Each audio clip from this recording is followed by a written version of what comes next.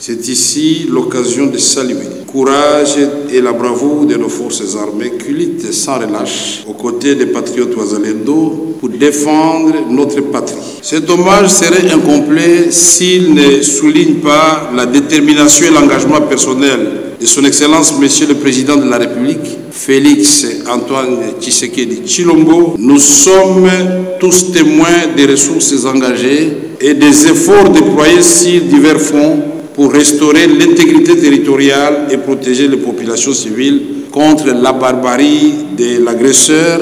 et les multiples violations des droits de l'homme dans les territoires occupés. L'Assemblée nationale s'est employée vigoureusement à travers la diplomatie parlementaire. À ce titre,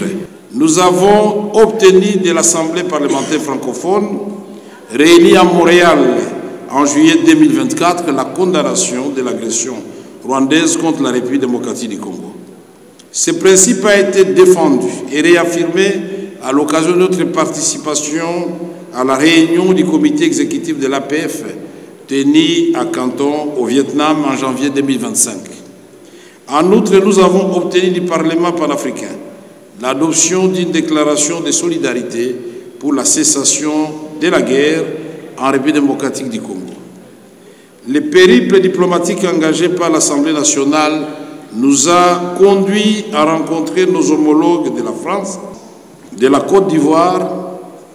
de l'Égypte, de la Mauritanie, du Ghana, du Maroc, de l'Afrique du Sud et plus récemment d'Israël. Toujours dans la recherche du retour de la paix en République démocratique du Congo, le professeur Vital Kamerhe a salué la solidarité manifestée par plusieurs pays et organisations internationales qui ont condamné cette agression rwandaise sur le sol congolais. À ce titre, ici est de souligner l'adoption par le Conseil de sécurité des Nations Unies de la résolution 2773 proposée par la France et qui pointe nommément le Rwanda comme force d'agression en RDC. Dans la même perspective, il y a lieu de saluer les actions diplomatiques de la Belgique, autant que celles du Canada, de l'Allemagne, du Royaume-Uni, des États-Unis et plus généralement de l'Union européenne, qui témoignent de leur volonté à soutenir le peuple congolais dans le rétablissement de la paix et dans la préservation de son intégrité territoriale. Sur le même registre, il est important de féliciter les efforts diplomatiques des pays de la sous-région, notamment ceux de la SADC et de l'EAC, qui sont engagés aux côtés de la République démocratique du Congo pour assurer une paix durable dans le cadre du processus de Luanda et de Nairobi, pilotés respectivement par les excellences